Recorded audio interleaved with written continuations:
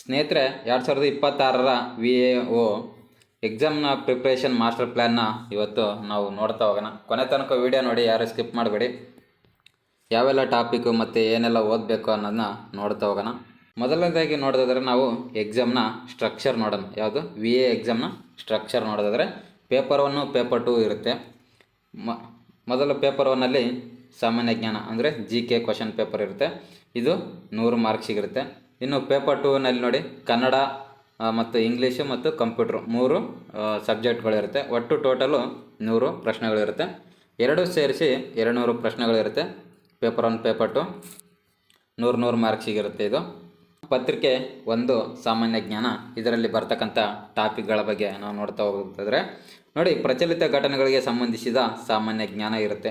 ಸಾಮಾನ್ಯ ವಿಜ್ಞಾನ, ಭೂಗೋಳಶಾಸ್ತ್ರ, ಸಮಾಜ ವಿಜ್ಞಾನ, ಭಾರತ ಮತ್ತು ಕರ್ನಾಟಕ ಇತಿಹಾಸ, ಭಾರತೀಯ ಸಮಾಜ ಮತ್ತು ಅದರ ಬೆಳವಣಿಗೆ, ಇತಿಹಾಸ, ಭಾರತದ ಸಂವಿಧಾನ ಮತ್ತು ಸಾರ್ವಜನಿಕ ಆಡಳಿತ, ಕರ್ನಾಟಕದ ಸಾಮಾಜಿಕ ಮತ್ತು ಸಾಂಸ್ಕೃತಿಕ ಇತಿಹಾಸ ಇರುತ್ತೆ. ಇನ್ನು ಪ್ರಾಯೋಗಿಕ ಜ್ಞಾನ ಮತ್ತು ಬೌದ್ಧಿಕ ಸಾಮರ್ಥ್ಯ, ಇದು SSLC ಮಟ್ಟದ್ದಾಗಿರುತ್ತೆ ಸ್ನೇಹಿತರೆ. ಸ್ವಾತಂತ್ರ್ಯ ನಂತರ ಕರ್ನಾಟಕದ ಭೂ ಸುಧಾರಣೆಗಳು ಮತ್ತು ಸಾಮಾಜಿಕ ಬದಲಾವಣೆಗಳು, ಕರ್ನಾಟಕದ ಅರ್ಥವ್ಯವಸ್ಥೆ, ಸಾಮರ್ಥ್ಯ ಮತ್ತು ದೌರ್ಬಲ್ಯತೆ, ಪ್ರಸ್ತುತ ಸ್ಥಿತಿಗತಿ ಇರುತ್ತೆ. ಇನ್ನು ಗ್ರಾಮೀಣಾಭಿವೃದ್ಧಿ, ಪಂಚಾಯತ್ ರಾಜ್ ಮತ್ತು ಗ್ರಾಮೀಣ ಸಹಕಾರ ಸಂಸ್ಥೆಗಳು ಇರುತ್ತೆ. ಇನ್ನು ಕರ್ನಾಟಕ ಪರಿಣಾಮಕಾರಿ ಆಡಳಿತಕ್ಕಾಗಿ ವಿಜ್ಞಾನ ಮತ್ತು ತಂತ್ರಜ್ಞಾನದ ಪಾತ್ರ ಇರುತ್ತೆ. ಇನ್ನು ಕರ್ನಾಟಕದ ಪರಿಸರ ಸಮಸ್ಯೆಗಳು ಮತ್ತು ಅಭಿವೃದ್ಧಿ ಬಗ್ಗೆ ನೋಡೋದಾದರೆ ಇನ್ನು ಬೌದ್ಧಿಕ ಸಾಮರ್ಥ್ಯ, ಮೆಂಟಲ್ ಅಬಿಲಿಟಿ ಇರುತ್ತೆ ಸ್ನೇಹಿತರೆ. ನೆಕ್ಸ್ಟು ಪೇಪರ್ 2, ಇದು ಸಾಮಾನ್ಯ ಕನ್ನಡ. ಇದು 35 ಅಂಕಗಳಿಗಿರುತ್ತೆ. ಇದರಲ್ಲಿ ಬರ್ತಕ್ಕಂಥ ಟಾಪಿಕ್ಗಳ ಬಗ್ಗೆ ನೋಡೋದಾದರೆ ವ್ಯಾಕರಣ, ಸಮಾಸ ಸಂಧಿ ಮತ್ತು ಛಂದಸ್ಸು, ಅಲಂಕಾರ, ಕಾವ್ಯ ಮೀಮಾಂಸೆ, ಗದ್ಯ ಭಾಗ, ಅರ್ಥಗ್ರಹಣ ಇರುತ್ತೆ. ಇನ್ನು ವಾಕ್ಯಗಳ ಮರುಜೋಡಣೆ ಇರುತ್ತೆ. ನುಡಿಗಟ್ಟುಗಳು, ಕವಿ ಮತ್ತು ಕೃತಿಗಳು, ಕನ್ನಡ ನಾಡು ನುಡಿ, ತಪ್ಪು ಸರಿಪಡಿಸಿದಿರುತ್ತೆ. ಇನ್ನು ಸಮಾನಾರ್ಥಕ ಪದಗಳಿರುತ್ತೆ. ಖಾಲಿ ಜಾಗ ಭರ್ತಿ ಅಂದರೆ ಬಿಟ್ಟ ಸ್ಥಳಗಳಿರುತ್ತೆ. ಇನ್ನು ವಿರುದ್ಧಾರ್ಥಕ ಪದಗಳಿರುತ್ತೆ. ಗಾದೆ ಮತ್ತು ಒಗಟುಗಳಿರುತ್ತೆ. ಆಡಳಿತ ಕನ್ನಡ ಪದಗಳಿರುತ್ತೆ. ವಿಭಿನ್ನ ಪದಗಳ ಆಯ್ಕೆ ಇರುತ್ತೆ. ವ್ಯಾಕರಣ ದೋಷ ಪತ್ತೆ, ಜೋಡಿ ಪದಗಳು, ಕನ್ನಡ ಪ್ರಶಸ್ತಿಗಳು, ಪದಗಳ ಶುದ್ಧ ರೂಪ, ಅನ್ಯ ಭಾಷೆಯ ಪದಗಳು, ತತ್ಸಮ ಮತ್ತು ತದ್ಭವ. ಇದು ಸಾಮಾನ್ಯ ಕನ್ನಡದಲ್ಲಿ ಬರ್ತಕ್ಕಂಥ ಟಾಪಿಕ್ಸ್ ಆಗಿರುತ್ತೆ.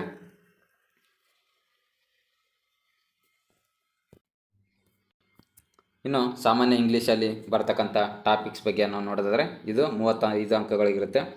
ನೋಡಿ, ಫಸ್ಟ್ನೇ ಟಾಪಿಕ್ ನೋಡಿ, ಇರೋರ್ ಕನೆಕ್ಷನ್ ಇರುತ್ತೆ. ಅನ್ಸೀನ್ ಪ್ಯಾಸೇಜ್ ಇರುತ್ತೆ.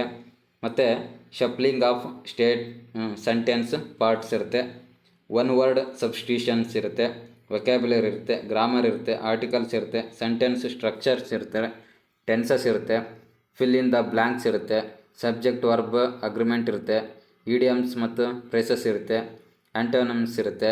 ಸೆಂಟೆನ್ಸ್ ರೀಅರೇಂಜ್ಮೆಂಟ್ ಇರುತ್ತೆ ಮತ್ತು ಸಿನೋನಿಮ್ಸ್ ಇರುತ್ತೆ.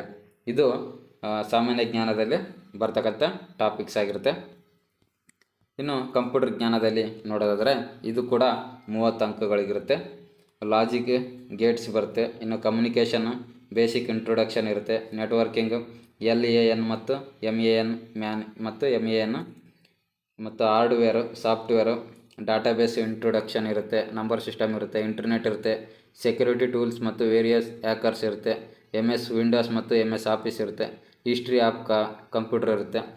ಇನ್ನು ಸಾಮಾನ್ಯ ಕಂಪ್ಯೂಟರ್ದಲ್ಲಿ ಇಷ್ಟೆಲ್ಲ ಟಾಪಿಕ್ಸನ್ನು ಇರುತ್ತೆ ಅಂತಲೇ. ಹೈ ಪ್ರಿಯಾರಿಟಿ ಟಾಪಿಕ್ಸನ್ನು ನಾವು ನೋಡ್ತಾ ಹೋಗೋದಾದರೆ ಕರ್ನಾಟಕ ಇತಿಹಾಸ, ಸಾಮಾಜಿಕ ಮತ್ತು ಸಾಂಸ್ಕೃತಿಕ ಇತಿಹಾಸದಲ್ಲಿ ಇದರಲ್ಲಿ ಬರ್ತಕ್ಕಂಥ ಜಾಸ್ತಿ ಕ್ವಶನ್ಸ್ ಇದು. ಇನ್ನು ಸಂವಿಧಾನ ಮತ್ತು ಸಾರ್ವಜನಿಕ ಆಡಳಿತದಲ್ಲಿ ಬರುತ್ತೆ. ಕರ್ನಾಟಕ ಭೂಗೋಳ ಮತ್ತು ಅರ್ಥವ್ಯವಸ್ಥೆಯಲ್ಲಿ. ಇನ್ನು ಕರ್ನಾಟಕ ಕರೆಂಟ್ ಅಫೇರ್ಸಲ್ಲಿ ಜಾಸ್ತಿ ಕ್ವಶನ್ ಇರುತ್ತೆ. ಇನ್ನು ಪಂಚಾಯತ್ ರಾಜ್ ಮತ್ತು ಗ್ರಾಮೀಣಾಭಿವೃದ್ಧಿ, ಸಾಮಾನ್ಯ ವಿಜ್ಞಾನ ಮತ್ತು ಸಮಾಜ ವಿಜ್ಞಾನ, ಪರಿಸರ ವಿಜ್ಞಾನ ಮತ್ತು ತಂತ್ರಜ್ಞಾನ, ಇನ್ನು ಭೂ ಸುಧಾರಣೆ ಮತ್ತು ಸಾಮಾಜಿಕ ಬದಲಾವಣೆ, ಹಾಗೆ ಮೆಂಟಲ್ ಅಬಿಲಿಟಿಗಳು ಇರುತ್ತೆ. 5 ಟಾಪಿಕ್ ಇವು. ನೆಕ್ಸ್ಟ್ ನೋಡಿ, ಹೈ ಪ್ರಯಾರಿಟಿ ಯಾವ್ದು ಅಂದರೆ ಪೇಪರ್ 2 ಅಲ್ಲಿ ಬರ್ತಕ್ಕಂಥ ಅತಿ ಹೆಚ್ಚು ಕ್ವಶನ್ಗಳು ಯಾವ ಟಾಪಿಕ್ ಮೇಲೆ ಕೇಳ್ತಾನೆ ಅಂತಂದರೆ ವ್ಯಾಕರಣ, ಶುದ್ಧ ರೂಪ ದೋಷ, ಸಮಾನಾರ್ಥಕ ವಿರುದ್ಧಾರ್ಥಕ, ಗದ್ಯ ಅರ್ಥಗ್ರಹಣ, ಮತ್ತು ನುಡಿಗಟ್ಟು ಗಾದೆ ಮೇಲೆ ಕವಿ ಕೃತಿ ಮತ್ತು ಪ್ರಶಸ್ತಿಗಳಿರುತ್ತೆ. ಛಂದಸ್ಸು ಮತ್ತು ಅಲಂಕಾರ. ಇಂಗ್ಲೀಷಲ್ಲಿ ನೋಡಿದ್ರೆ ಗ್ರಾಮರು, ಇರೋರ್ ಕನೆಕ್ಷನ್ನು, ಟೆನ್ಸ್ ಮತ್ತು ಆರ್ಟಿಕಲ್ಸ್ ಇರುತ್ತೆ. ವೊಕ್ಯಾಬ್ಯುಲರಿನ ನೋಡ್ಕೋಬೋದು ಮತ್ತು ಸಿನೋನಿಮ್ಸ್ ಮತ್ತು ಆಟೋನಮಿಸ್ನ ನೋಡ್ಕೋಬೇಕು. ಫಿಲ್ ಇನ್ ಬ್ಲ್ಯಾಂಕ್ಸ್ ನೋಡ್ಕೋಬೇಕು. ಪ್ಯಾಸೇಜ್ ನೋಡಬೇಕು. ರೀಅರೇಂಜ್ಮೆಂಟ್ನ ನೋಡಬೇಕು. ಕಂಪ್ಯೂಟ್ರಲ್ಲಿ ನೋಡೋದಾದರೆ ಹಾರ್ಡ್ವೇರ್ ಮತ್ತು ಸಾಫ್ಟ್ವೇರ್ದ ಬಗ್ಗೆ ಇರುತ್ತೆ. ವಿಂಡೋಸ್ ಮತ್ತು MS ಆಫೀಸ್ ಬರುತ್ತೆ. ಇಂಟರ್ನೆಟ್ ಮತ್ತು networking, security, database, number system ಬಗ್ಗೆ ಇರುತ್ತೆ. ಇನ್ನು ಲಾಜಿಕ್ ಗೇಟ್ಸ್ ಇರುತ್ತೆ. ಹಿಸ್ಟ್ರಿ ಆಫ್ ಕಮ್ಯುನಿಕೇಷನ್ ಬಗ್ಗೆ ಇರುತ್ತೆ. ಇದರ ಮೇಲೆ ಹೈಯೆಸ್ಟ್ ಕ್ವಶನ್ಸ್ನ ಬರ್ತದೆ ಅಂತಲೇ ಹೇಳ್ಬೋದು.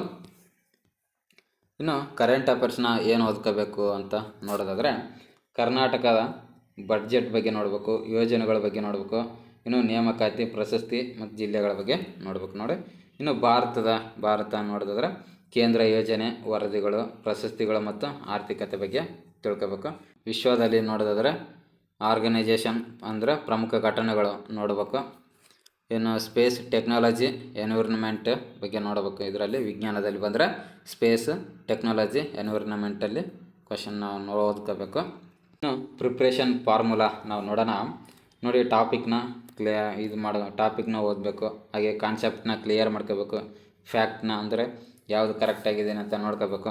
ಇನ್ನು POSQನ ನೋಡಬೇಕು ಮತ್ತು MCQನ ನಾವು ಬಿಡಿಸ್ಬೇಕು. ಇನ್ನು ರಿವಿಷನ್ ಮಾಡಬೇಕು ನೋಡಿ. ರಿವಿಷನಲ್ಲಿ 24 ಅವರ್ಸ್ ಅಂದರೆ 24 ಅವರ್, 7 ಡೇಸ್, 21 ಡೇಸ್, ಇವಿಗೆಲ್ಲ 24 ಅವರ್ಸ್ಗೆ ಒಂದು ಸಲ ಮತ್ತು 7 ಡೇಸ್ಗೆ ಒಂದು ಸಲ, 21 ಡೇಸ್ಗೆ ಒಂದು ಸಲ ರಿವಿಷನ್ ನಾವು ಮಾಡಬೇಕು.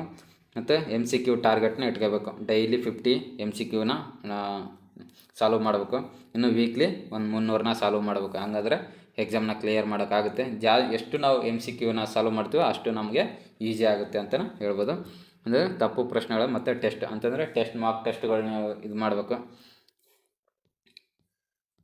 ಇನ್ನು 48 ದಿನಗಳ ಮಾಸ್ಟರ್ ಪ್ಲ್ಯಾನ್ನ ಯಾವ ಥರ ಮಾಡ್ಕೋಬೇಕಂತಂದರೆ ನೋಡಿ, 1 ರಿಂದ 12, 1 to 12 ಇಷ್ಟು ದಿನದಲ್ಲಿ ನೀವು ಪೇಪರ್ 1 ಕೋರ್, ಹಿಸ್ಟ್ರಿ, ಕಾನ್ಸ್ಟಿಟ್ಯೂಷನ್ ಮತ್ತು ಜಿಯೋಗ್ರಫಿ, ಎಕನಾಮಿ 1 ರಿಂದ 12 ದಿನದಲ್ಲಿ ನೀವು ಹಿಸ್ಟ್ರಿ, ಕಾನ್ಸ್ಟಿಟ್ಯೂಷನ್ ಮತ್ತು ಜಿಯೋಗ್ರಫಿ, ಎಕನಾಮಿನ ಮುಗಿಸ್ಕೊಳ್ಳಿ. ಇನ್ನು 13 ರಿಂದ 20 ದಿನದಲ್ಲಿ ಪೇಪರ್ 1 ಮತ್ತು ಪೇಪರ್ 1ನಲ್ಲಿ ನೋಡಿ ಸೈನ್ಸ್ ಮತ್ತು ಸೊಸೈಟಿ, ರೂರಲ್ ಎನ್ವಿರ್ನಮೆಂಟ್ ಮತ್ತು ಟೆಕ್, ಮೆಂಟಲ್ ಅಬಿಲಿಟಿ ನೀವು ನೋಡ್ಕೋಬೇಕು. ಇನ್ನು 21 ರಿಂದ 28 ದಿನದಲ್ಲಿ ಪೇಪರ್ 2 ನೋಡಿ ಕನ್ನಡ ಮತ್ತು ಇಂಗ್ಲೀಷು, ಕಂಪ್ಯೂಟರ್ನ ನಾವು ನೋಡ್ಕೋಬೇಕು. ಇನ್ನು 29 ರಿಂದ 35ನೇ ದಿನದಲ್ಲಿ PYQನ ಸಾಲ್ವ್ ಮಾಡಿ. 2024ರ PYQ ಅಂದರೆ ಓಲ್ಡ್ ಕ್ವಶನ್ ಪೇಪರ್ನ ನೀವು ಸಾಲ್ವ್ ಮಾಡಿ. 2024ರ ಓಲ್ಡ್ ಕ್ವಶನ್ ಪೇಪರ್ ನಿಮ್ಗೆ ಏನಾದರೂ ಬೇಕಾಗಿದ್ದರೆ ನನ್ನ ಇನ್ಸ್ಟಾ ID ಡಿಸ್ಕ್ರಿಪ್ಷನಲ್ಲಿರುತ್ತೆ. ಇನ್ಸ್ಟಾ IDಯಲ್ಲಿ DM ಮಾಡಿ VA ಪೇಪರ್ ಅಂತ ನಾನು ನಿಮಗೆ ಸೆಂಡ್ ಮಾಡ್ತೀನಿ. ಲಿಂಕ್ ಡಿಸ್ಕ್ರಿಪ್ಷನಲ್ಲಿ ಕೊಟ್ಟಿರ್ತೀನಿ. ಇನ್ನು 36 ರಿಂದ 42 ದಿನದಲ್ಲಿ ಮಾರ್ಕ್ ಟೆಸ್ಟ್ ಅಂದರೆ ಫುಲ್ ಮಾರ್ಕ್ ಟೆಸ್ಟನ್ನ ನೋಡ್ಬೇಕು. ಯಾವುದಾದ್ರೂ ಇನ್ಸ್ಟಿಟ್ಯೂಟಲ್ಲಿ ಕೂಡ ಮಾರ್ಕ್ ಟೆಸ್ಟ್ಗಳನ್ನ ಕೊಡ್ತಾರೆ. ಅವು ನೀವು ಬೇಕಾದರೆ ತೊಗೋಬೋದು, ಇಲ್ಲ ಅಂತಂದರೆ ನೀವಾಗೆ ಓದ್ಕೋಬೋದು ನೋಡಿ. 43 ರಿಂದ 48 ಫೈನಲ್ ಕರೆಂಟ್ ಅಫೇರ್ಸ್ನ ನೀವು ರಿವಿಷನ್ ಮಾಡ್ಕೋಬೇಕು ಜಾಸ್ತಿ. 43 ರಿಂದ 48 ಅಂದರೆ 5 ದಿನ ನೀವು ಕರೆಂಟ್ ಅಫೇರ್ಸ್ನ ರಿವಿಷನ್ ಮಾಡ್ಕೊಳ್ಳಿ. ಇದು ನಾನು ಹಾಕಿರೋ ಟೈಮ್ ಟೇಬಲ್. ಇದು ನಿಮಗೆ ಯಾವ ಟೈಮ್ ಟೇಬಲ್ ಬಿಡುವಾಗುತ್ತೋ ನೀವು ಆ ಟೈಮ್ ಟೇಬಲಲ್ಲಿ ನೀವು ಓದ್ಕೋಬೋದು ನೋಡಿ. ಫೈನಲ್ ಫಾರ್ಮುಲಾ ನೋಡೋದಾದ್ರೆ ನೋಡಿ, ಸಿಲೆಬಸ್ಸು, ಪ್ರಿಯಾರಿಟಿ, PYQ ಮತ್ತು MCQ, ರಿವಿಷನ್, ಮಾರ್ಕ್ ಟೆಸ್ಟ್ಗಳು ಇರುತ್ತೆ. ಮ್ಯಾಕ್ಸಿಮಮ್ ನೀವು ಫೋಕಸ್ ಮಾಡಬೇಕಾಗಿರೋದು ನೋಡಿ, ಕರ್ನಾಟಕ ಹಿಸ್ಟ್ರಿ ಮೇಲೆ ಫೋಕಸ್ ಮಾಡಿ, ಕಾನ್ಸ್ಟಿಟ್ಯೂಷನ್ ಮೇಲೆ ಮತ್ತು ಜಿಯೋಗ್ರಫಿ, ಎಕನಾಮಿಕ್ಸ್ ಹಾಗೆ ಕರೆಂಟ್ ಅಫೇರ್ಸ್ ಮೇಲೆ ಫೋಕಸ್ ಮಾಡಬೇಕು. ಸ್ಕೋರಿಂಗ್ ಫೋಕಸ್ ಸಬ್ಜೆಕ್ಟ್ ನಾವು ನೋಡೋದಾದರೆ ನೀವು GK ಸ್ಕೋರಿಂಗ್ ಆಗುತ್ತೆ ಇಲ್ವೋ ನಿಮ್ಮ ಮೇಲೆ ಬಿಟ್ಟಿದೆ. ಯಾಕಂದರೆ ಇದರಲ್ಲಿ ಇವಾಗ ಕ್ವಶನ್ ಸ್ವಲ್ಪ UPSC ಲೆವೆಲ್ ಆ ಥರ ಬರ್ತಾಯಿದೆ. ಸೊ ನೀವು ಡೀಪಾಗಿ ಓದ್ಕೊಳ್ಳಿ. ಇನ್ನು ಸ್ಕೋರಿಂಗ್ ಮಾಡಬೇಕಾಗಿರೋದು ಸಬ್ಜೆಕ್ಟ್ ನೋಡಿದ್ದು ಕನ್ನಡ ಗ್ರಾಮರಲ್ಲಿ ನೀವು ಸ್ಕೋರಿಂಗ್ ಮಾಡ್ಬೋದು.